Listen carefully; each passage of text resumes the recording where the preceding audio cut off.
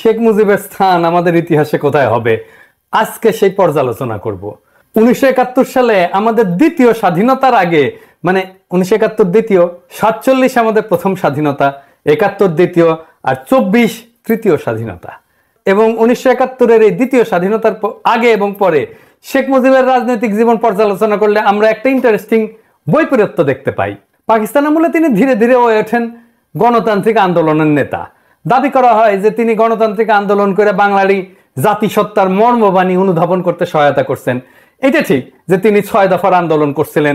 তার প্রথম দফাতেই ছিল একটা গণতান্ত্রিক শাসন পদ্ধতির প্রবর্তন দাবি করা। সেই দফায় বলা হয়েছিল লাহোর প্রস্তাবের ভিত্তিতে সংবিধান রচনা করে পাকিস্তানকে একটি ফেডারেশনে পরিণত করতে হবে, যেখানে সংসদীয় পদ্ধতির সরকার থাকবে এবং প্রাপ্তবয়স্ক নাগরিকদের ভোটে নির্বাচিত আইন পরিষদ সার্বভৌম হবে। সুতরাং দেখা যাচ্ছে শেখ মুজিব প্রথম স্বাধীনতা যুদ্ধের আগে সংসদীয় পদ্ধতির পক্ষে ওকালিত করছিলেন এবং জাতির কাছে নিজেকে উপস্থাপিত করছিলেন গণতান্ত্রিক সংগ্রামের নেতা হিসাবে। 71-এর স্বাধীনতার পরে বাংলাদেশবাসী কি লক্ষ্য করলো? বিপন্ন বিস্ময়ে দেখলো গণতন্ত্রের ধ্বজাধারী মুজিব কি দ্রুততার সাথে সংসদীয় পদ্ধতিকে ছুঁড়ে ফেলা ফ্যাসিবাদী একনায়কতন্ত্র কায়েম করলো। সেই সময়ের বিরোধী রাজনৈতিক দলগুলোর সংখ্যা এবং শক্তি ছিল খুবই সীমিত এবং নগণ্য। সেই অল্প সংখ্যক সীমিত কণ্ঠ তার সহ্য হয়নি। সকল রাজনৈতিক দলের বিলুপ্ত ঘটায় স্বৈর শাসক মুজিব অতি দ্রুতই প্রতিষ্ঠা করলেন কুখ্যাত বাকশাল। সংসদে বাকশাল অনুমোদনের মাত্র 15 মিনিটের মধ্যে নিয়ম বহির্ভূতভাবে প্রেসিডেন্ট পদে শপথ নিয়ে তিনি বনে গেলেন দেশের সকল ক্ষমতার একছত্র অধিকারী। তাকে অপসারণের কোনো ধারা রাখা হলো না। তার কীর্তিকলাপ এতটাই ভয়ঙ্কর যে আপনাকে শান্তিপূর্ণ পথে অপসারণ করার পথ আপনি বন্ধ করে দিলেন। সেই সময়কার বাকশালের স্লোগান ছিল এক নেতা এক দেশ, বঙ্গবন্ধুর বাংলাদেশ। শেখ মুনি আরো এক ধাপ আগায় যেয়ে বলতেন জনতার শাসন নয়, মুজিবের শাসন চাই। অন্য সকল ফ্যাসিবাদী রাষ্ট্র এবং সরকারের মতো মুজিবের বাংলাদেশও হয়ে গেল এক দলের অধীনস্থ এক ব্যক্তির শাসন। একটা রাষ্ট্রের 3টা শাখা বা অংশ থাকে: নির্বাহী বিভাগ অর্থাৎ প্রশাসন, আইন বিভাগ অর্থাৎ সংসদ এবং বিচার বিভাগ অর্থাৎ আদালত। মুজিবের হাতে কুক্ষিগত হলো এই সবগুলি বিভাগ। তিনি নিজেই পরিণত হলেন রাষ্ট্রে। ঠিক একইভাবে হাসিনা পরিণত হয়েছিল অতি রাষ্ট্রে। এইভাবেই স্বাধীনতা যুদ্ধ পূর্বকালের গণতান্ত্রিক অধিকার আদায়ের সংগ্রামের নেতা মাত্র 4 বছরের কম সময়ের মধ্যে বাংলাদেশে ফ্যাসিবাদী একনায়কতন্ত্রের আইকন হয়ে উঠলেন। ফ্যাসিবাদের এমন একটা আইকন স্বদেশের গণতন্ত্র, মানবাধিকার, এমনকি স্বাধীনতা, সার্বভৌমত্ব, আঞ্চলিক অখণ্ডতার প্রতি কত বড় হুমকি সেটা তৎকালীন সমাজের সকলেই অনুধাবন করছিলেন। সেই কারণেই ফ্যাসিস্ট শেখ মুজিবের নিষ্ঠুর, আকস্মিক, রক্তাক্ত এবং মর্মান্তিক মৃত্যুতে দেশবাসী চমকিত হইলেও হাত ছেড়ে বাঁচছিল এবং খুশিতে আনন্দে ফেটে পড়ছিল। এডিরে সাহেব এখন সেই পার্টি সং বাজান, যেই পার্টি সং আমাদের বাজানো উচিত ছিল 1975-এর 15ই আগস্টের পরে। সেই একদল বীর সেনানী, সেনাপতি এবং সৈনিকদের উদ্দেশ্যে যারা রাজতান্ত্রিক সমাজতন্ত্রের অন্ধ গলিতে ঢুকে পড়া দিশেহারা বাংলাদেশকে তখন মুক্তবাজার অর্থনীতি এবং গণতান্ত্রিক বিকাশের মুক্ত স্বাধীন পদে পুনঃস্থাপন করেছিল। এদের সকলেই ছিলেন 71-এর স্বাধীনতা সংগ্রামে অংশগ্রহণকারী বীর মুক্তিযোদ্ধা। আমরা তাদের অবদান এবং আত্মত্যাগের কথা ভুলে গেছি। ওই সকল বীরকে সঠিকভাবে মূল্যায়ন, স্মরণ, শ্রদ্ধা করতে ব্যর্থ হয়েছি বলেই এই প্রিয় স্বদেশ এখনো দুর্গতি থেকে বের হয়ে আসতে পারেনি। 15ই আগস্ট ছিল একটা বিপ্লব, যে বিপ্লবের ওনারশিপ কেউ নিল না, কিন্তু জনতা সেই বিপ্লবের নায়কদেরকে অভিষিক্ত করছিল রাজপথে উচ্ছ্বাস করে, উল্লাস করে। বাংলাদেশের ইতিহাসের নায়করা হলো উপেক্ষিত, আর সেটাই হয়ে উঠলো বিপ্লবকে সংহত না হতে দেওয়ার প্রথম ধাপ। বিপ্লব হয়ে গেল বেহাত। সে বিষয়টা আজকে আর আলাপ না করি, কিন্তু আমি অগাস্ট বিপ্লবের সমস্ত সেনানায়কদেরকে, সমস্ত সৈনিকদেরকে আমার বিপ্লবী সালাম জানাই। আজ আবার একটু হিসাব মিলায় দেখা যাক স্বাধীন বাংলাদেশের প্রথম শাসক শেখ মুজিব কি কি মহা অপকর্ম করছিল। স্বাধীন দেশে সরকারিভাবে বিচার বহির্ভূত প্রথম হত্যাকাণ্ডটি ঘটে শেখ মুজিবের নির্দেশে। বিপ্লবী বামপন্থী নেতা সিরাজ শিকদারকে খুন করেই তিনি ক্ষান্ত হন নাই। জাতীয় সংসদে দাঁড়িয়ে দম্ভভরে চিৎকার করে ঘোষণা করছিলেন, কোথায় সেই সিরাজ শিকদার? তখনই দেখা গেছে শেখ মুজিবুর রহমান নিজেকে মানুষের বাঁচা মরার নিয়ন্তা ভাবতে শুরু করছিলেন। বিপ্লবী সিরাজ শিকদারকে খুন করার মধ্যে দিয়ে মুজিব বিচার বহির্ভূত হত্যা এবং খুন গুমের কালো হাত উদ্যত করছিলেন। শীঘ্রই তা বহুগুণে সম্প্রসারিত হয়েছিল তৎকালীন বৈষম্য বিরোধী সংগ্রামরত হাজার হাজার বাম প্রগতিশীল নেতা কর্মী সংগঠকদের দিকে। কেউ রেহাই যায় নাই। জাসদ থেকে শুরু করে সিপিবি আদর্শবান এমন সকল যুবকেরা তখন বিশ্বাস করত মুজিব জাতির সাথে প্রতারণা করছে, স্বাধীনতা যুদ্ধের মূল উদ্দেশ্যগুলি বিসর্জন দিছে, বিশেষ করে একটি সাম্যভিত্তিক গণতান্ত্রিক সমাজ প্রতিষ্ঠার লক্ষ্যের সাথে বিশ্বাসঘাতকতা করে ক্ষমতা কুক্ষিগত করছে। মুজিব আমলে তার তৈরি কুখ্যাত রক্ষী বাহিনীর হাতে নিহত হন প্রায় 30,000 তরুণ যুবক, যারা ছিলেন আজকে বাংলাদেশের চলমান ছাত্র আন্দোলনে অংশগ্রহণকারীদের মতোই আত্মোৎসর্গের জন্য প্রস্তুত অকুতভয় তরুণ সম্প্রদায়। মুজিব আমলে শুরু হয় নির্বাচনী কারচুপি। 1973 সালে বাংলাদেশে প্রথম সংসদ নির্বাচন অনুষ্ঠিত হয়। সেই নির্বাচন কেমন হয়েছিল তা জানার জন্য আবুল মনসুর আহমেদের কাছ থেকে শুনি। উনি লিখতেছেন, শেখ মুজিব প্রবীণ ও দক্ষ পার্লামেন্টেরিয়ানদেরকে পার্লামেন্টে ঢুকিতে না দিবার জন্য সর্বশক্তি নিয়োগ করিলেন। আমি দেখিয়া খুবই আতঙ্কিত ও চিন্তাযুক্ত হইলাম যে নির্বাচন চলাকালে আওয়ামী নেতৃবৃন্দ অপোজিশনের প্রতি যে মনোভাব অবলম্বন করিয়াছিলেন সেটা সাময়িক অবিবেচনা প্রসূত ভুল ছিল না। তারা যেন নীতি হিসাবেই এই পন্থা গ্রহণ করিয়াছিলেন। নির্বাচনের ফলে অপোজিশন একরূপ শূন্যের কোঠায় পৌঁছাইছিল।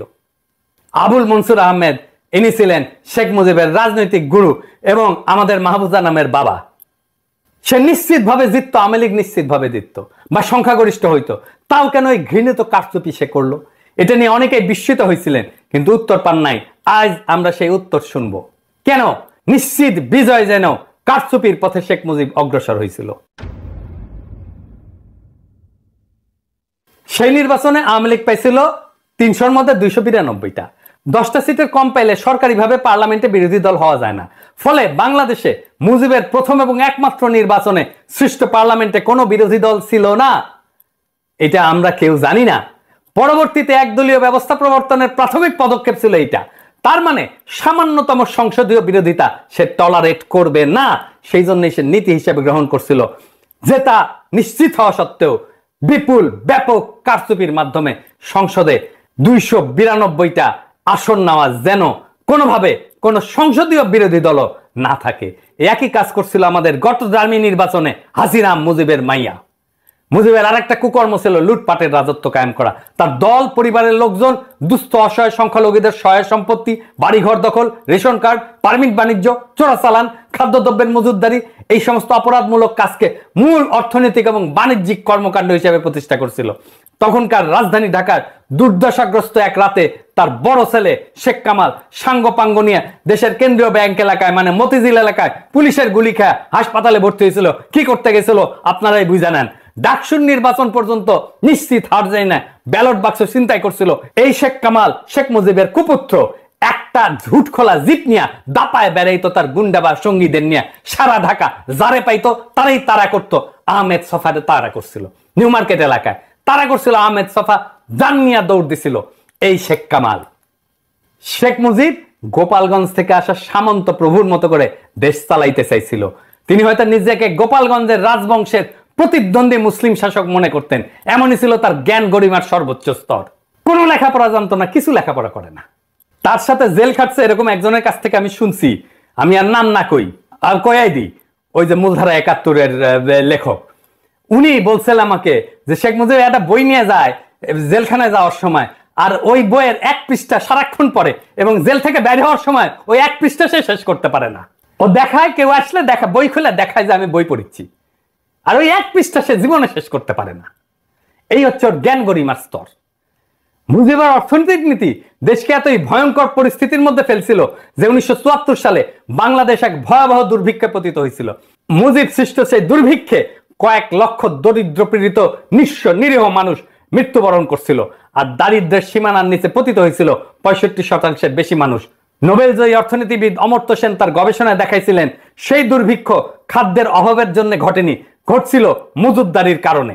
আর মুজিব কতই নির্লজ্জ, এই দুর্ভিক্ষের সময় সে তার ডাইনিং টেবিল সাজায় 14 পদের খাবার দিয়ে সে লাঞ্চ করত। সেটা আবার পত্রিকাতেও ছাপা হইতো। কেমন নির্লজ্জ একটা।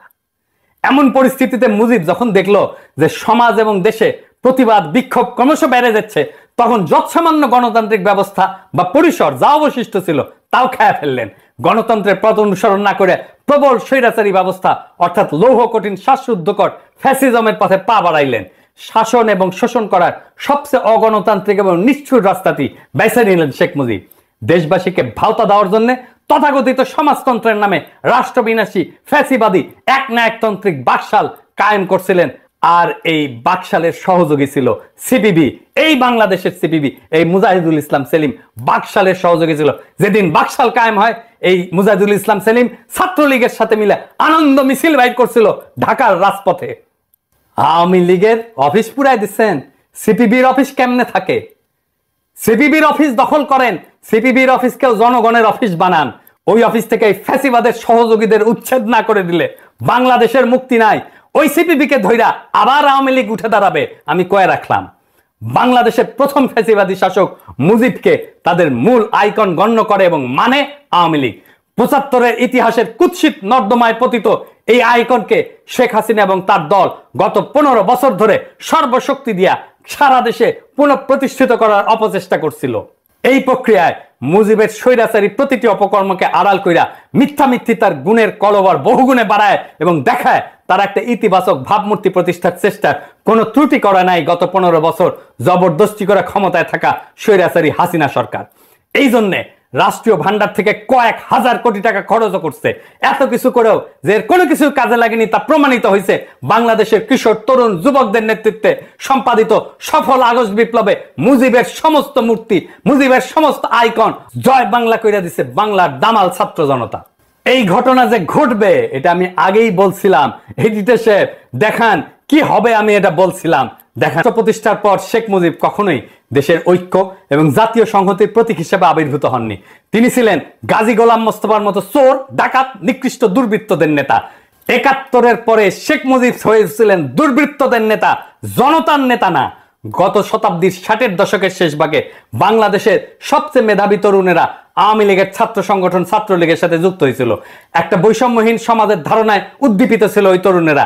সমাজতন্ত্র প্রতিষ্ঠার স্বপ্নে চালিত হয়ে এই তেজোদ্দীপ্ত অংশই আওয়ামী লীগে ঘটাইছিল বিপ্লবী রূপান্তর। তারাই ব্যাপকভাবে যোগ দিছিল মুক্তিযুদ্ধে। স্বাধীনতা যুদ্ধের ব্যাপক বিশাল যজ্ঞের মধ্যে এই বিপ্লবী অংশ দলটির সনাতনী নেতাদের বিরুদ্ধে চলে গেছিল। বিপরীতে চিরায়ত পুরনো প্রাচীন আওয়ামী নেতার সংগঠকদের প্রধান এবং আসল নেতা ছিল শেখ মুজিবুর রহমান। ওই শেখ মুজিব তার দলের পরীক্ষিত এবং সবচেয়ে সম্ভাবনাময় ৮০% তরুণ এবং যুবককে ঠেলে দিছিলেন বিরুদ্ধ পক্ষে। পর্যায়ক্রমে সেখান থেকে তার বিরুদ্ধে সংগ্রামরতদের সবচেয়ে বড় সংগঠন জাসদ জন্ম নেয়। মুজিব কখনোই দেশের ঐক্য এবং সংহতির প্রতীক বা ইউনিফাইং ফিগার ছিলেন না। সে ছিল সদ্য স্বাধীন দেশে চূড়ান্ত বিভেদ সৃষ্টিকারী ইন্ডিয়া অনুরাগী এক দেশদ্রোহী শাসক। সে ছিল অত্যাচারী, লুটেরা এবং কুখ্যাত এক মহারাজ, ইতিহাসের নিকৃষ্টতম খলনায়ক। তার খুনি পাপিষ্ট কন্যা শেখ হাসিনা, মা দুর্নীতি এবং দুর্বৃত্ত পরায়ণ শেখ পরিবার এবং ফ্যাসিস্ট দল আওয়ামী লীগ দেশবাসীর কাছে এই ঘৃণিত নিকৃষ্ট ব্যর্থ শাসক মুজিবকে নানান মহিমায় মহিমান্বিত করে দলীয় সম্পত্তি এবং প্রশ্নহীন আনুগত্য প্রতিষ্ঠার ভয়ঙ্কর প্রতীকে পরিণত করছিল, যা আগস্ট জনরোষের আগুনে পুড়ে কয়েক ঘন্টার মধ্যে নিশ্চিহ্ন হয়ে গেছে। হাসিনা কিভাবে মুজিবের ঐতিহ্যকে বহুগুণে ছাড়াই গেছে, আসেন সেটা দেখি।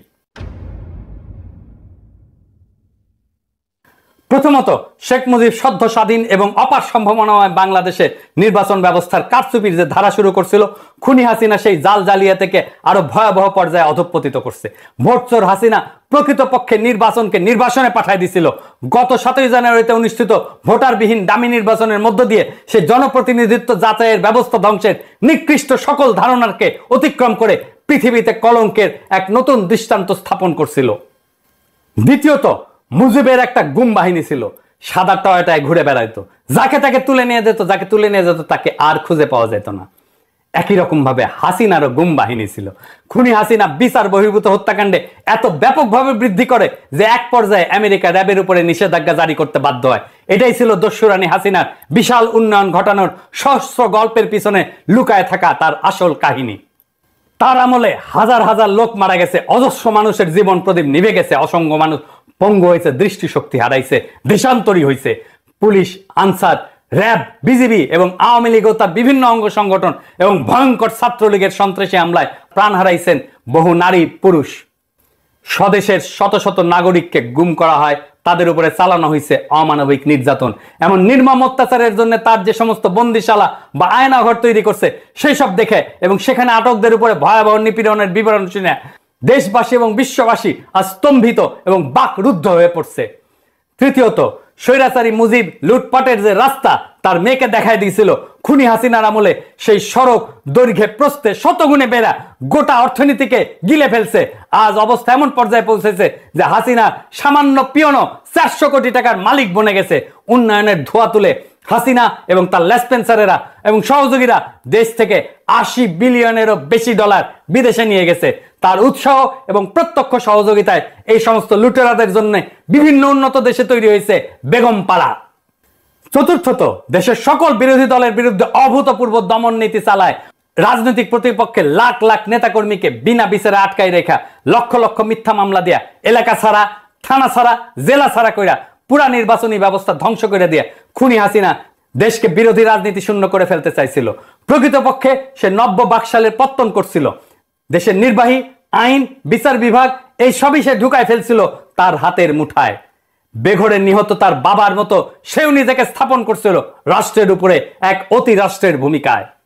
পঞ্চমত, ভিন্ন আরেক দিক থেকে তুলনা করলে মুজিবের বাকশালের চেয়ে খুনি হাসিনার নব্য বাকশাল ছিল অনেক বেশি ভয়ঙ্কর। আর তা হলো আইকন মুজিবের আদলে সে ফ্যাসিবাদী বাকশালী শাসন কায়েম রাখার জন্য লক্ষ পানের বিনিময়ে অর্জিত আমাদের স্বাধীনতা, সার্বভৌমত্ব, আঞ্চলিক অখণ্ডতাকে বিসর্জন দিয়া দেশটাকে ইন্ডিয়ার উপনিবেশ বানায় দিছিল। মোদির মৌলবাদী হিন্দুস্তানের সক্রিয় সাহায্য ছাড়া হাসিনার পক্ষে তার ফ্যাসিবাদী শাসন তথা মুজিবীয় আইকন এবং মিথ্যার ভরা ভাবমূর্তি বজায় রাখার আর কোনো উপায় বা পথ অবশিষ্ট ছিল না। জরুরি আর একটা দিক আমাদের নিরীক্ষা করা উচিত। কি সেই দিক? আইকন হিসাবে মুজিবকে মেনে নিলে তা কেবল খুনি হাসিনা এবং তার পরিবারের ফ্যাসিবাদী শাসনের অধীনে প্রজন্মের পর প্রজন্ম কাটানোর জন্য যথেষ্ট ছিল না। একই সাথে আওয়ামী লীগ ইন্ডিয়ার কাছে গোটা বাংলাদেশকে বন্ধক দিয়া মুসলিম বিদ্বেষী এই প্রতিবেশী দেশের উপনিবেশের প্রজার দুর্ভাগ্য বরণে বাধ্য করতে চাইছিল আমাদেরকে। এর বিরুদ্ধে আমরা আমাদের দ্বিতীয় মুক্তিযুদ্ধ শুরু করছিলাম। আমরা জানতাম এই যুদ্ধে জিততে হলে মুজিবের হাত ধরে আসা বাকশালী ফ্যাসিবাদকে চিরতরে কবর দিতে হবে। নারী পুরুষ নির্বিশেষে বাংলাদেশের কিশোর তরুণ যুবকেরা তা করে দেখাইছে। আমরা জানতাম জিততে হলে অর্থাৎ বিজয়ের রঙিন পতাকা ছিনা আনতে হলে ইন্ডিয়ার আধিপত্যবাদের কালো হাতকে চিরতরে ভেঙে দিতে হবে। বাংলাদেশের বীর জনতা হেলিকপ্টার, গানশিপ, আর্মাড ভেহিকল, গুলি, স্নাইপার, টিয়ার গ্যাস, লাঠির মুখোমুখি দাঁড়ায় শত শত প্রাণ বিসর্জন দিয়ে হাজার হাজার চোখ হারিয়ে অঙ্গহানি ঘটায় মহাগৌরবের সাথে দেশের জন্য পবিত্র সেই কর্তব্য এবং দায় সম্পন্ন করছে।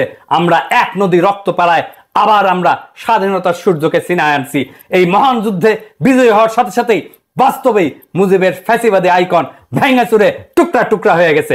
ইনশাল্লাহ নিশ্চয়ই আর কোনোদিন এই মহাদানব বাংলার পবিত্র মাটিতে ফিরে আসতে পারবে না।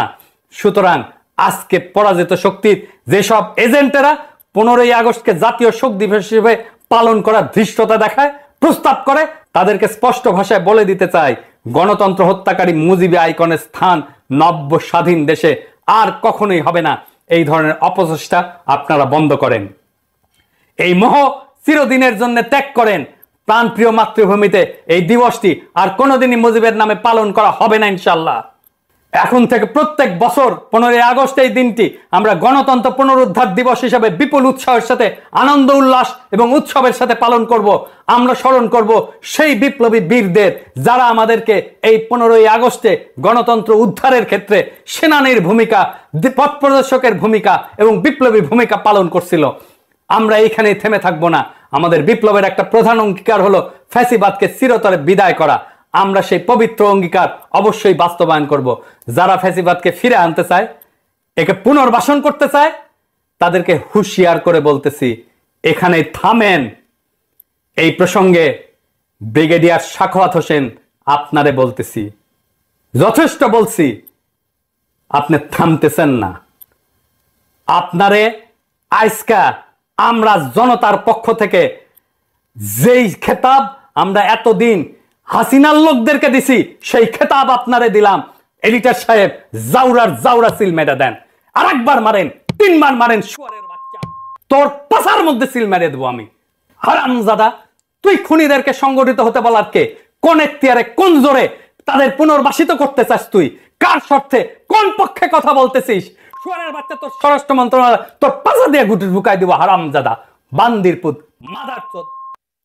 খুনি হাসিনা গত 15 বছর ধরে ইন্ডিয়া প্রয়োজন এবং হীন স্বার্থে বাংলাদেশের সশস্ত্র সেনাবাহিনীর বিভিন্ন স্তরে যে অশুভ পরিবর্তন ঘটাইছে, অফিসার স্তরে যে পরিমাণে দুর্নীতিগ্রস্ত দালাল অসৎ মাল ঢুকাইছে, তাদের ব্যাপারে দেশবাসী সতর্ক, সজাগ এবং সচেতন আছে। ইন্ডিয়ার অনুমোদন নিয়ে বসানো সেনাপতিরা এই মাদারচোদ সাখওয়াত তোরে এই অন্তর্বর্তীকালীন সরকারের মধ্যে ঢুকাইছে। আমরা জানি তুই কিভাবে ঢুকছিস। তোরে আজ শুনতে হবে সেই রাজপথ মহাসড়কের কথা, যেখানে জনতার মিছিল এসা দুঃশাসনের তক্তে তাওস পুরাই দিছে, ওদের ঘৃণিত অপশাসনকে কবর দিছে। জনতার যেই মহাশক্তি, তাদের যদি চিনতে না পারিস, তোরে আমরা চিনাই দেব টাইম মতো। ঘাড় ধইরা ওই সচিবালয় থেকে বের করে দেব পাছায় লাঠি দিয়া। প্রিয় দেশবাসী, প্রতি বিপ্লবের কথা বলতেছে। বিপ্লব করছি, প্রতি বিপ্লব ঠেকানোর ক্ষমতা, সামর্থ্য, হিম্মত আমাদের আছে। প্রতি বিপ্লবীরা সামনে আসুক, দেখাই দেব কিভাবে বিপ্লব রক্ষা করতে হয়। আমরা শহীদদের কাছ থেকে শিখছি কিভাবে জীবন দিতে হয়। আমরা শহীদদের কাছ থেকে শিখছি কিভাবে বুক চিতায় দাঁড়াইতে হয়। আমরা শহীদদের কাছ থেকে শিখছি কিভাবে বিজয়কে সংহত করতে হয়। আমরা কইরা দেখাবো। আসিস, কার কত ক্ষমতা আছে, প্রতি বিপ্লব ঘটাইতে আসিস। আমরা আমাদের সরকারকে রক্ষা করব, আমরা আমাদের বিপ্লবকে রক্ষা করব। কিন্তু বিপ্লবের মধ্যে ঢুকে পড়া এই সমস্ত সাখাওয়াতের মাদারচোদ গুলোরে আমরা পাছায় লাথি দিয়ে বাইর করে দেব। এটাও আমরা কয়ে রাখলাম। মনে রাখা দরকার, ফ্যাসিজম উত্তরকালে পশ্চিমা বিশ্বে, বিশেষ করে জার্মানি, ইতালিতে যে সমস্ত আইকন, কালচার, কনসেপ্ট, এমনকি ভাষা ব্যবহার করে ফ্যাসিজম উৎপাদন, প্রতিষ্ঠা, এর ইকোসিস্টেম তৈরি এবং স্থাপন করা হয়েছিল, তার সবকিছুই ঝাড়ে বংশে ঝেঁটায় বিদায় দেওয়া হয়েছিল। সেই সব প্রতীক, ভাবমূর্তি, ছাপ, ছবি এবং চিহ্ন ব্যবহারকে ফ্যাসিজমের আবার আগমন হিসেবে গণ্য করা হয়। ফ্যাসিস্ট আওয়ামী লীগ এবং এর স্পিরিচুয়াল ফাউন্টেন হেড মুজিবের কল্লাকে বাংলাদেশে আর কখনো জায়গা দেওয়া হবে না। মহান সৃষ্টিকর্তা নিশ্চয়ই বাংলাদেশের মানুষের মধ্যে সেই তৌফিক দান করবেন, যেখানে মুজিবের নাম আছে, নিশানা আছে, গুড়ায় দেবেন বিপুল বিক্রমে। রাষ্ট্রীয় সম্পদ শক্তি ব্যবহার কইরা ফ্যাসিবাদের মতাদর্শিক আইকন হিসেবে সারা দেশে সকল বেসরকারি, সরকারি প্রতিষ্ঠানে অজস্র মুজিব কর্নার, মুজিব বন্দনা, নানা চিহ্ন স্থাপন করা হয়েছে। সেই রীতি এবং সংস্কৃতি আর চলতে পারবে না। আমরা আর রাষ্ট্রীয়ভাবে ফ্যাসিবাদ উদযাপনের ধারাবাহিকতা বজায় রাখতে পারি না। এটা শুধু বিশ্বাসঘাতকতাই না, এটা আমাদের জাতির মনন এবং মগজকে বিষাক্ত করে রাখার নামান্তর। তাই এর সবগুলো অতি দ্রুত অপসারিত করতে হবে, ভেঙে চুরমার করে ফেলতে হবে। বাংলাদেশ থেকে সমূলে মুছে দিতে হবে মানবতা বিরোধী, অসভ্য, বর্বর ফ্যাসিবাদীদের সকল ছায়া। আগামী 15ই আগস্ট হবে, যেইখানে মুজিব কর্নার থাকবে সেই প্রতিষ্ঠানের প্রধানের পাশা দিয়ে সব মুজিব কর্নারের জিনিস ঢুকায় দেবেন। এইটাই হবে আমাদের কর্মসূচি। আর অবশ্যই তেলসারা। 2 প্রজন্মের খুনি শেখ হাসিনা জোর জবরদস্তি করে 17 কোটি মানুষের মানবিক, মৌলিক, রাজনৈতিক অধিকার হরণ কইরা অভাব অনটনে কাঠানো এই রাষ্ট্রের কয়েক হাজার কোটি টাকা খরচ করে তার বাপ মুজিবের জন্ম শতবর্ষ পালন করছিল। এর রেশ, চিহ্ন এবং অবশেষ সমূহ বিদ্যমান থাকলে এগুলো ফ্যাসিবাদের চাষাবাদ এবং দানবীয় উত্থানের রসদ সরবরাহ করবে। আমরা কষ্ট সহিষ্ণু এই বীর জাতিকে আর একবার সামষ্টিক পাপাচারে নিমজ্জিত করতে পারবো না এবং এর কোনো সুযোগ আর অবশিষ্ট রাখবো না। মুজিব পরিবারের সকল সদস্য এবং শেখ হাসিনার বানানো হাজার হাজার কোটি টাকার মালিকদের কাছ থেকে তাদের সকল সহায় সম্পত্তি রাষ্ট্রায়ত্ত করে বাংলাদেশকে কড়ায় গন্ডায় ক্ষতিপূরণ আদায় করতে হবে।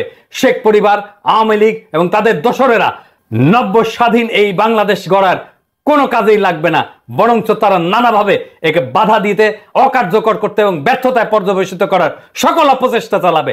এই সকল স্থাপনা, চিহ্ন, প্রতীক ফ্যাসিজম পুনরুৎপাদনের সহায়ক হবে। সেই জন্য মূল সহ এসব উপড়ে ফেলাটাই হবে গণঅভ্যুত্থান সংগঠনকারী বিপ্লবীদের একটা বড় আদর্শিক কর্তব্য। সমাজ, সরকার ও রাষ্ট্র থেকে ফ্যাসিবাদীদের উৎখাতে দ্বিতীয় বিশ্বযুদ্ধের পর জার্মানি এবং ইতালিতে যে সমস্ত পদক্ষেপ পদ্ধতি গ্রহণ করা হয়েছিল, বর্তমান বাংলাদেশের পরিস্থিতি ও পরিপ্রেক্ষিত বিবেচনা নিয়ে আমরাও তার প্রয়োগ এবং বাস্তবায়ন করব, যাতে দানব সৃষ্টি হওয়ার মতো সকল দুষ্টক্ষত সমাজ দেহ থেকে চিরতরে দূর করা যায়। এই হাসিনা বাংলাদেশে হিন্দু মুসলমান পাহাড়ি সমতলী আওয়ামী লীগ আওয়ামী বিরোধী মুক্তিযুদ্ধের পক্ষে বিপক্ষে সেকুলার নন সেকুলার জঙ্গি প্রগতিশীল নানা ন্যারেটিভে এই জাতিকে বিভক্ত করছে। মনে রাখবেন, আমরা সবাই বাংলাদেশের নাগরিক, আমাদের সবার সমান অধিকার এই দেশের সম্পদে। আমাদের ঐক্যই আমাদের শক্তি, আমাদের বিভক্তি আমাদের পরাজয়।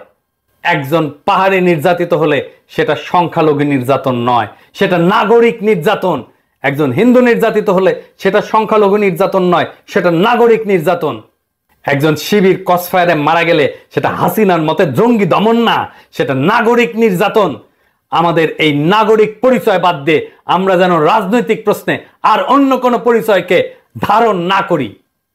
হিন্দু হিসেবে না, মুসলমান হিসেবে না, পাহাড়ি হিসেবে না, সমতল হিসেবে না, আমরা আমাদের অধিকারের দাবি করব নাগরিক হিসাবে। গণতন্ত্র অর্জন, প্রতিষ্ঠা এবং রক্ষার এই নব পথযাত্রায় বিশ্বব্যাপী মানবিক মূল্যবোধ বিকাশের সকল ইতিবাচক শিক্ষা, জ্ঞান এবং অভিজ্ঞতা আমরা উদার চিত্তে গ্রহণ করব। ভালো এবং অগ্রগামী সকল কিছুই নব স্বাধীন বাংলাদেশ গড়ার কাজে আমরা ব্যবহার করব। নিশ্চয়ই সৃষ্টিকর্তা আমাদের সহায় হবেন। আগামী দিনগুলোতে আমরা এই একই ধরনের পদক্ষেপ নিয়ে এগিয়ে যাব। বাংলাদেশের পবিত্র মাটি থেকে ফ্যাসিবাদ এবং ফ্যাসিবাদীদের উৎখাত করেই ছাড়বো ইনশাল্লাহ। এবারের 15ই আগস্ট গণতন্ত্র পুনরুদ্ধার দিবসে এটাই হবে আমাদের ইস্পাত দৃঢ় শপথ। ইনকিলাব জিন্দাবাদ, গণতন্ত্র পুনরুদ্ধার দিবস জিন্দাবাদ, আগস্ট বিপ্লবের বিপ্লবীরা জিন্দাবাদ।